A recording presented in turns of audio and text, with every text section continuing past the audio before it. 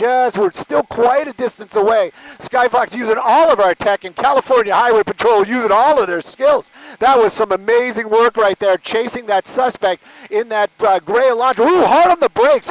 This is not what we want to see. I've got to put that out there 100%. Sheriff's Department, they were the ones that originally got behind that vehicle, and they turned on their lights and sirens, turned into a pursuit. Sheriff's Department said, ooh, this is a little bit too scary. This is a little too fast. We're going to back off. But we got our helicopter over it, and we're going to stay there and follow that vehicle. And they did, and they kept an eye on it. It got off the freeway, on the freeway. It was doing a lot of crazy stuff. Some of it we're watching right now.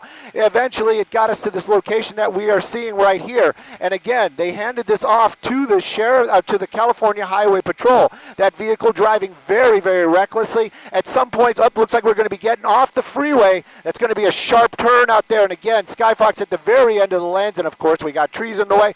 We're going to see what we can see as we get a little bit closer. I really don't like it when things like this happen because it becomes difficult for us to see as well. But this happening as we speak live. We're going to get a little bit closer. We are still probably about a mile away from it.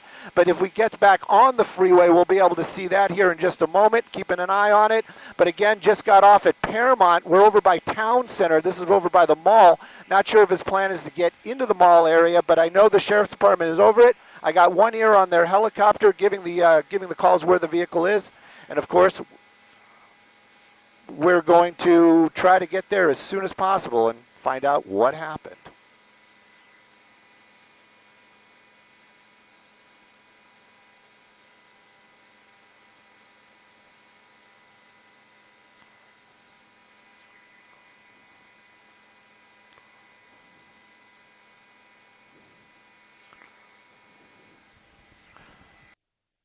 Definitely, and the highest speeds, and he was moving along at a quick rate. I'm trying to get Chris to help me out here. I do see the helicopter overhead. I'm going to try to pick up where they went, but we're going to be swinging the camera around. Maybe not the type of stuff that we're used to seeing, but you can see the sheriff's ship right there. And so that means that the pursuit's got to be somewhere right underneath us. We're going to try to keep an eye on it. I'm going to try to work with the pilot to get an eye on exactly where this thing has gone.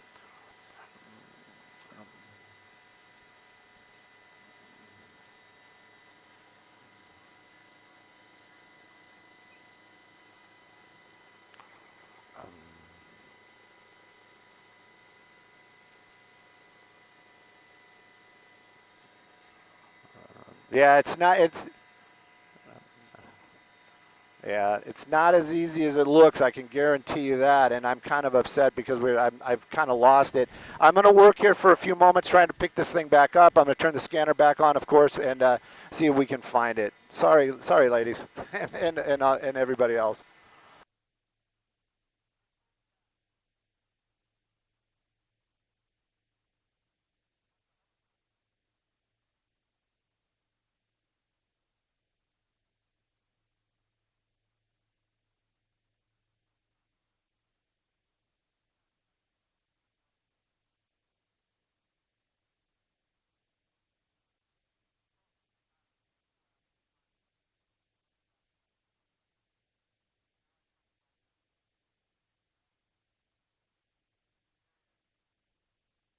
There we go. There he is. Sorry about that, guys. I just needed a moment for myself. Sorry.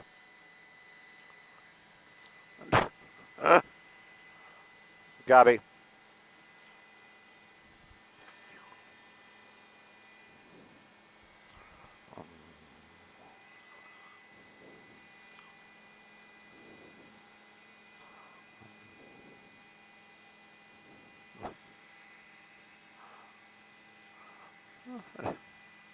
Well, one of the reasons why I was having such a hard time finding it was because there was nobody behind it. The airship that's going to be the Sheriff's Department still following that vehicle from the air, but the CHP either lost it or backed off. That vehicle continues to drive very, very recklessly out here. San Gabriel Valley is where we are. You can see that there on the screen, but that reckless driving hasn't slowed down, and I'm sure hoping that at least some of the law enforcement will kind of just re-engage, maybe just for the lights and sirens. That vehicle vehicle cutting corners, running stop signs, very residential neighborhood out here. Does he know where he is? Is this an intended area? I couldn't tell you, but I can tell you that that driving continues to be as reckless as we've seen from the beginning. The speeds, let me bring that up, running another stop sign there in this residential neighborhood. This is where it gets really dangerous, and it also is one of those things where policies and law enforcement and litigious things all kind of blend together, because it's one of the, if this guy gets into an accident, law enforcement might be held responsible. They'll be like, well, why were you chasing him? And if they don't chase him, well, then they also might be responsible. It's a very difficult decision, and I am glad I am not in that process, because I couldn't make those type of calls. But I can tell you where he is right now. We just made that turn back onto Whittier. I hear the sheriff's ship making calls again to the units on the ground, because we are definitely in sheriff neighborhoods. So they are going to try to re-engage and possibly at least warn the public. Look at those speeds, really starting to pick up. Now, of course, Whittier Boulevard is a little bit of a bigger road, but if you start running red lights out here in the residential neighborhood, that is not what anybody wants to see. Again, reckless DUI makes it even worse. This driver impaired and on the gas. It just keeps adding up and adding up. I hope this doesn't end in some sort of tragedy or injuries.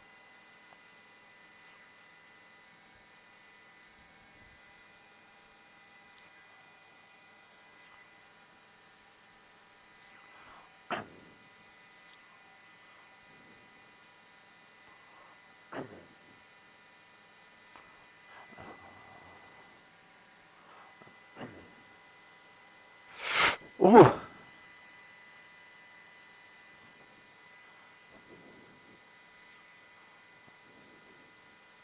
On the brakes, hard turn.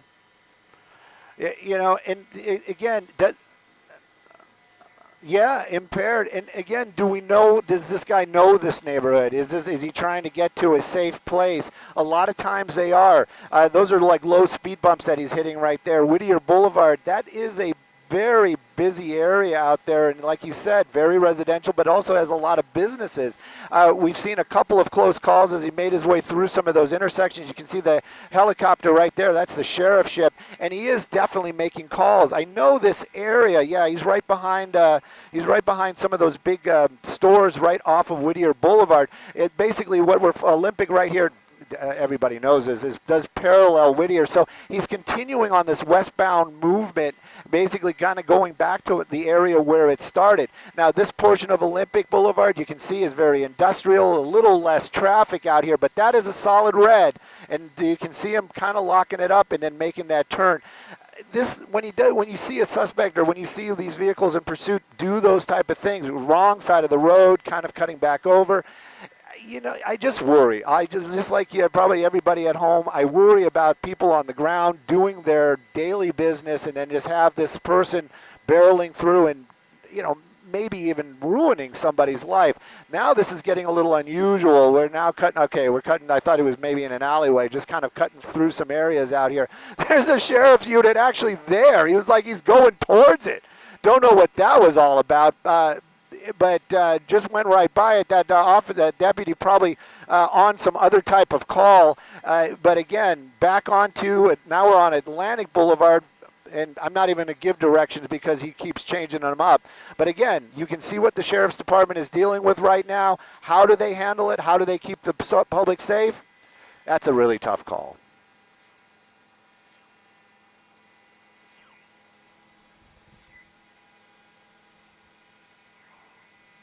He was like, he's going towards it. Oh my goodness. Don't know what that was all about, but just went right by it. That deputy probably on some other type of call. But again, back onto, now we're on Atlantic Boulevard, and I'm not even going to give directions because he keeps changing them up. But again, you can see what the sheriff's department is dealing with right now. How do they handle it? How do they keep the public safe? That's a really tough call. Like he's familiar with this area, because who would know to turn into that alleyway that goes into the street and then go around the roundabout right there. So it does seem like perhaps he knows this area. Oh my, yeah, I was thinking definitely the same thing. It seemed. Yeah, he might. He definitely might. It also might just be a lot of times when I watch this stuff, I always think to myself, this for somebody doing so much wrong, they seem to have a lot of good. Look at that. That one was close too. They seem to have a lot of luck on their side, or maybe it is. You know, somebody said this to me earlier, before. Maybe it isn't the luck of the driver. Maybe it's the luck of all the innocent people around him that's keeping them safe, and maybe not that driver. The sheriff's ship right there in the shot, coming back out onto, I believe that's going to be Whittier. I don't see him, so I'm venturing to say he went this way, and you can see the sheriff's units are getting a little bit closer. So that is a huge plus, at least for the public, in my eyes. I don't know about the sheriff's department, but again, picked a bad street to go on. Really, really busy down there. The tow truck driver was like, just what the heck is going on? And it's like trash day, right? You see all the bins? Yep. It is definitely busy and tight down there. Sheriff's Department, I'm going to just go in a little bit wider. I won't lose the car, I promise. Just going a little bit wider to see if those sheriff's units are going to be nearby. It looks like that at this moment they aren't. Speeds, I was going to say slowing down, but look at that maneuver right there around those cars, waiting for the light, and back onto another major. Hopefully he doesn't put that foot on that pedal again. Stu, it's Amanda. While you were zooming in, I couldn't help but notice amongst a lot of the laws that this driver is breaking, it looks like the tint may be something as well, because this is why we have these tint laws in effect. We can't see if there's anyone else in the car or confirm that at this time, right? Well, we don't know if there's any passengers. That is for sure. And the tint law, that's something. You know what? We've seen them darker. I've actually been able to see the driver. I thought you were going to say something about the driver being on his cell phone. You can kind of see inside there. Right now, if there is somebody in there, that person is going for a wild ride. And I always kind of wonder, why would a passenger go along with this? You know, basically putting their lives in this person's hands. I did notice no license plate, which is also interesting. That might be the reason why they are staying on it. And like but Kia, you can see that Stu, car right? making those. Four-door Kia sedan. I think it's a Hyundai Elantra. Elantra? Hyundai Elantra, no, maybe? it's a Kia. Maybe it's Kia. It's no, Kia. it's a Kia. Yeah, Amanda knows her cars. I do know my cars. She does know her cars. But Kia and Hyundai are sister companies, so. Wow, picking up speed right there. You can. Yeah, getting just a quick look at the driver. You can see him in there. He's driving with one hand and just seems to be very relaxed at what he's doing. And it just makes me even more nervous to see that kind of nonchalant attitude at driving at these very, very high speeds. We haven't seen him do anything like coming up to another bridge, and he didn't take it. But we haven't seen him do anything like that where he goes under a bridge and waits or anything. So right now, I think his plan is basically just keep driving till I can't anymore. Also makes it very worrisome. Very residential area out here. It's East Los Angeles. Folks that know, they know. Other people that don't, it is very residential, smaller streets. This was a little bit of an older neighborhood where cars were not that popular when some of these homes were built. But at any rate, you can keep up with us. 50 miles an hour, very small residential streets, very dangerous situation. Wow, yeah, very residential area right there. Thankfully, as we've been watching this, not a lot of people out and about in terms of pedestrians or other vehicles coming his way or going the other way as well. But it just makes me so nervous seeing how erratic this driver is. Obviously wanted for reckless DUI, so perhaps impaired at this point. And driving this way. So clearly, we have no idea what to expect. But I also wonder if he knows that people are tailing him from the sky.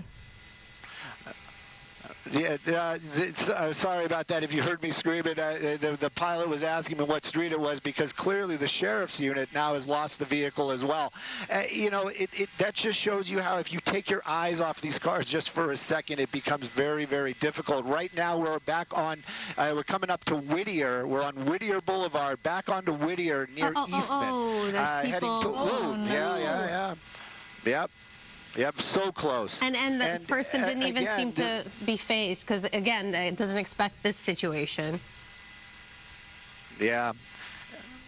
It's coming. We're coming up on Dittman right now, just passing through Dittman on Whittier Boulevard. I'm saying that because I'm passing the information along.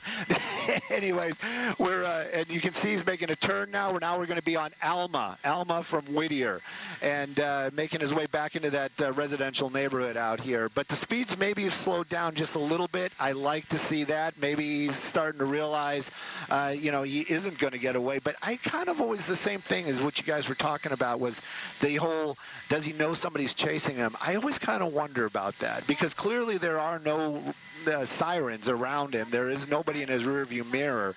And I used to say things like, he's just running from his own demons. But when they do things like that, it just becomes so dangerous. Wrong side of the road again.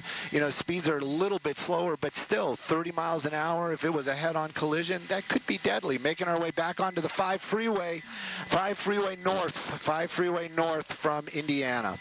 Stu, so one of the things we're wondering is, I don't know if you want to pull out so we can get a better sense, but do you see any police cars down below? Because is he just kind of on his own, or are they just trailing him from up above? They actually, at this moment, I venture to say the sheriff's ship doesn't have him either. Huh. They're doing the same thing we were doing. Now it looks like, okay, he's staying on the northbound 5. He's passing Calzona, northbound 5. There is nobody, there are no units on the ground chasing him. The only ones that were chasing him at one time was it started out with the sheriffs, but when the reckless driving really got out of hand, the sheriff's department backed off. That's their policies. And when he stayed on the freeway, they handed it off to the California Highway Patrol. You saw when we first started, they really got into it, and they were right behind him. But when they did get back off the freeway again, well, that jurisdiction, all of a sudden it becomes one of those gray lines, and I don't know if they lost him or if they were told to back off. But again, right now, back onto the freeway, the sheriff's department might be handing it back off to the California Highway Patrol. But you got to wonder if CHP knows where it is. I'm going to have to work and see if the sheriff's unit has reacquired it. It looks like we might be. Yeah, we are. We're definitely getting back off the freeway. So we just want to remind everyone, yes, we are following a pursuit, but, what makes it even more dangerous than it just being a pursuit is the fact that this driver is wanted for reckless DUI. He's a reckless DUI suspect, meaning that he is impaired, and so decisions he or she is making and just actions being taken are elevated and make the situation much more dangerous. And we're witnessing how erratic he's been driving, sometimes going into the opposing lane of traffic, making wild, crazy turns, and kind of going in circles, going on the freeway, off the freeway. He's off right now in the Boyle Heights area, as Stu has been mentioning. And I wonder, Stu, tell us a little bit about... He's driving on the grass. He's off-road. Whoa. He's my goodness. Check that out. Yeah, so again, this makes you wonder if he knows this area so well that he could just make that weird turn. He's actually on the embankment off of the 5 freeway, making his way underneath the road. This might get him back onto the freeway. I'm going to stay a little bit wider. This is the first time I've seen him actually try to evade the helicopters. There he is. He's out running. There he is. Oh, wow. Okay, definitely trying to avoid the cameras.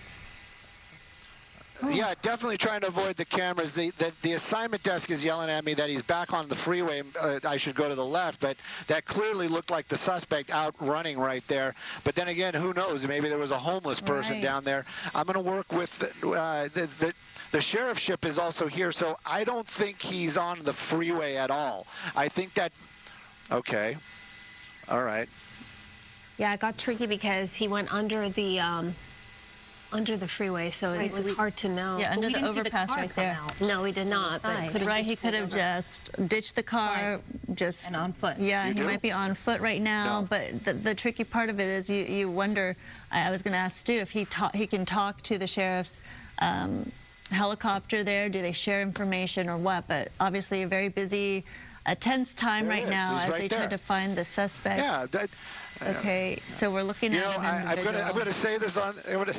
I'm going to say this on the air, and I'm probably going to regret it, but I appreciate all the help and all the love, but sometimes it was like in this case, I'm pretty sure I had him the whole time, and I thought maybe that was a homeless person coming out. But at any rate, he walked back underneath the freeway. We saw him right there. He's definitely running out of steam, but now where's the law enforcement? That's kind of the problem as well. I mean, they've been making these calls. They've been telling the officers on the ground where he is, but now this is going to be a little bit of a difficult spot to reacquire him. I'm going to keep listening to the sheriff's department. That helicopter is going to keep an eye on him. We'll see if he lazily gets out from underneath there, but I venture to say he's smart enough to know that the helicopter can't see him if he's underneath this overpass.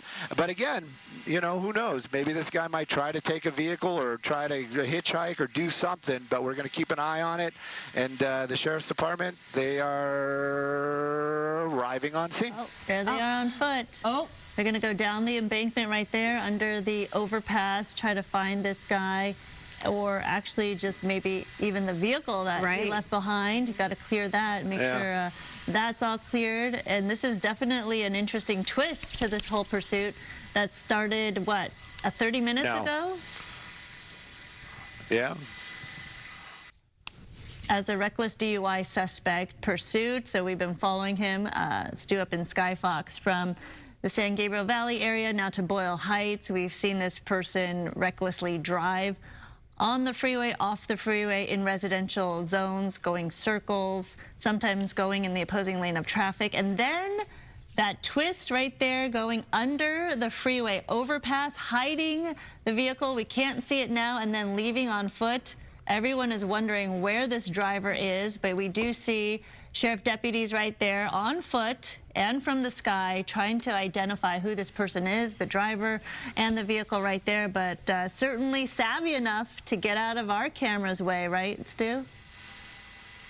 Yeah, it's savvy enough for sure, and I'm sure he wasn't worried. If he wasn't camera shy, I don't think that was the issue. I think he was basically just hiding from that sheriff's helicopter.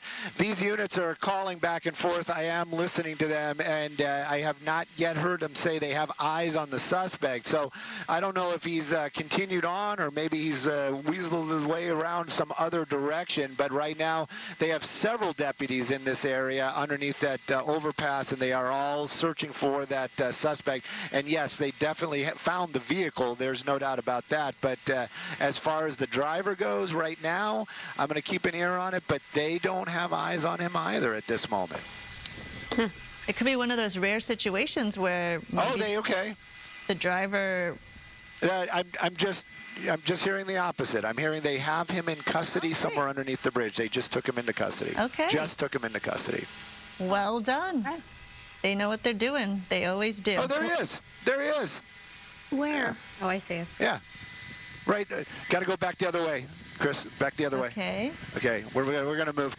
It seems like we're sloth-like, trust me, but we are moving around pretty quickly. It's all the camera angles and stuff, but definitely have that guy in custody. And thank you, Melissa, on the assignment desk, who actually heard him say that. I kept turning my scanner down to hear to have conversations with you.